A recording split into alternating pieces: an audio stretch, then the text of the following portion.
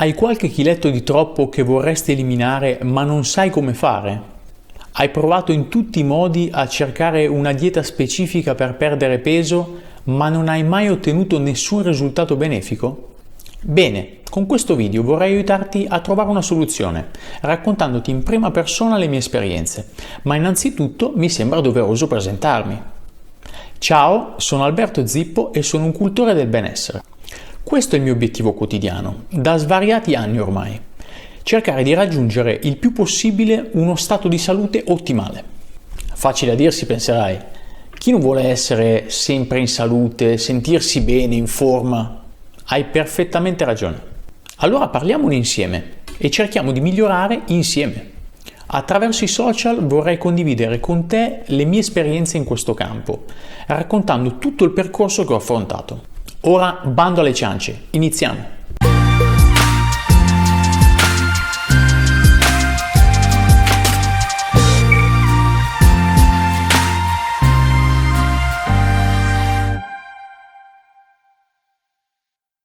Ci hanno sempre raccontato che l'esercizio fisico è fondamentale, che dovremmo camminare 30 minuti al giorno o allenarci almeno 3 volte alla settimana.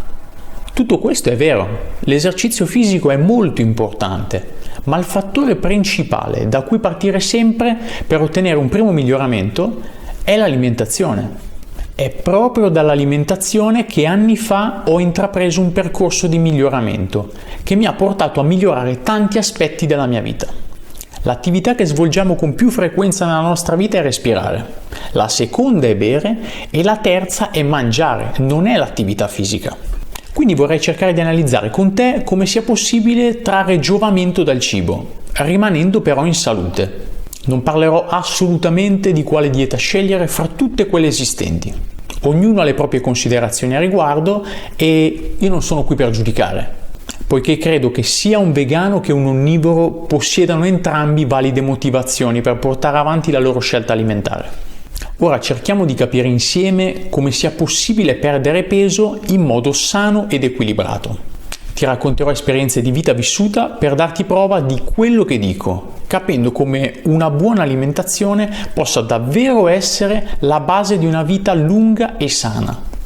Bisogna essere onesti e dire che anche altre funzioni spesso poco considerate, come ad esempio dormire meglio, non sovraccaricarti di stress, influiscono tantissimo sullo stato fisico di una persona, nonché sul suo peso. Anche questo aiuta al raggiungimento della forma psicofisica ideale. Tutto ciò influenza in modo positivo o negativo la qualità della nostra vita. Il punto principale da dove vorrei partire riguarda il consumo dello zucchero. Primo punto di oggi. Lo so, starai pensando, è arrivato Alberto, ha scoperto l'acqua calda. Hai ragione al 100%, ma quando pensi allo zucchero, cosa intendi? Merendine, brioche, torte? Hai mai analizzato tutti i cibi che mangiamo ogni giorno, cosa contengono davvero al loro interno? Visto che sullo zucchero ci sarebbe da parlare per delle ore, sicuramente creerò un contenuto dedicato a questo. Oggi vorrei solamente indicare quali sono stati i primi cibi che anni fa ho iniziato ad analizzare ed eliminare nel mio stile alimentare. E il primo è appunto lo zucchero, che come è risaputo andrebbe consumato con molta moderazione.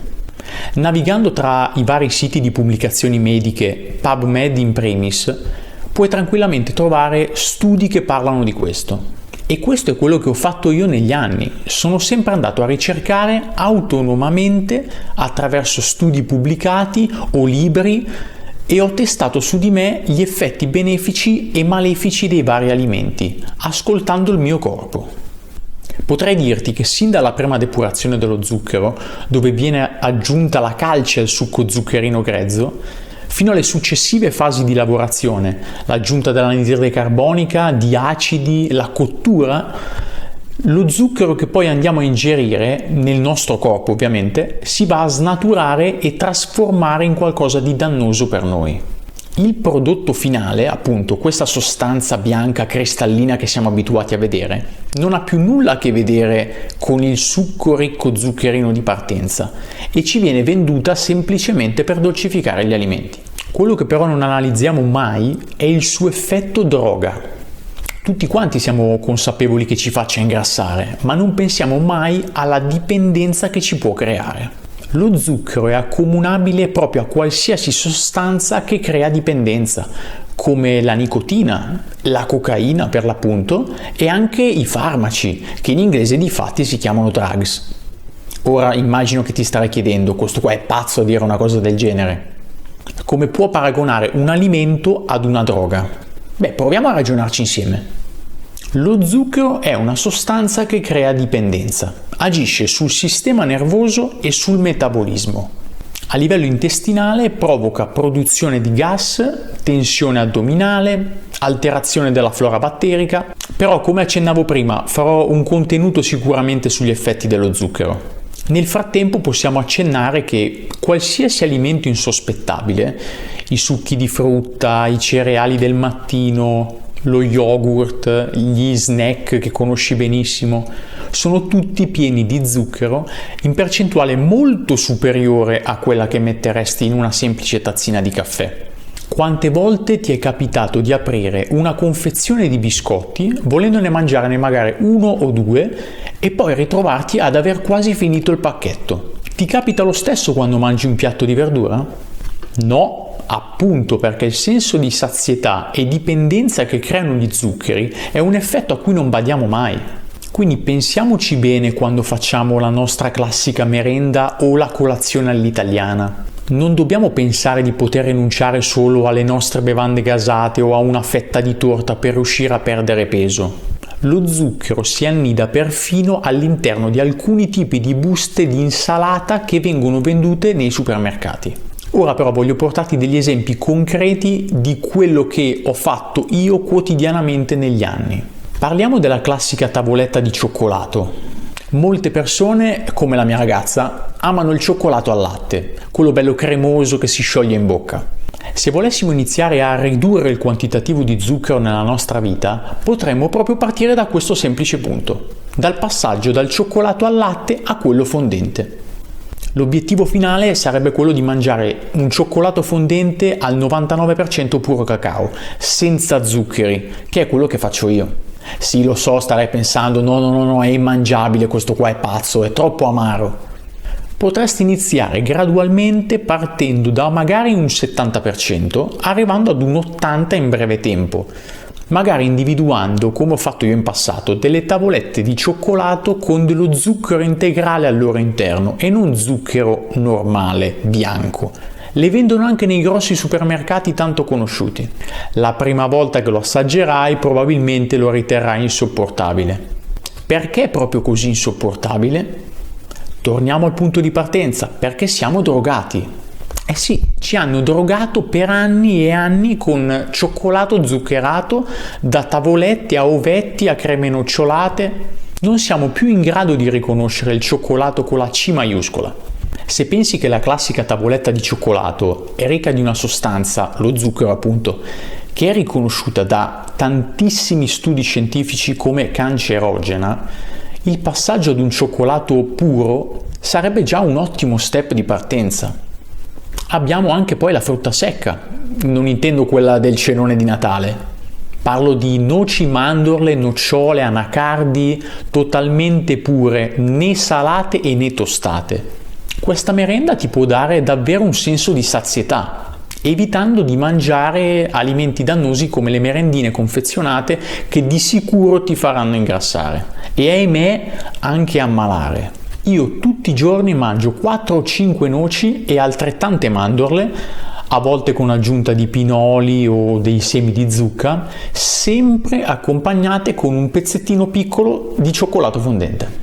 Passiamo ora al secondo punto di oggi, l'utilizzo e il consumo delle farine bianche.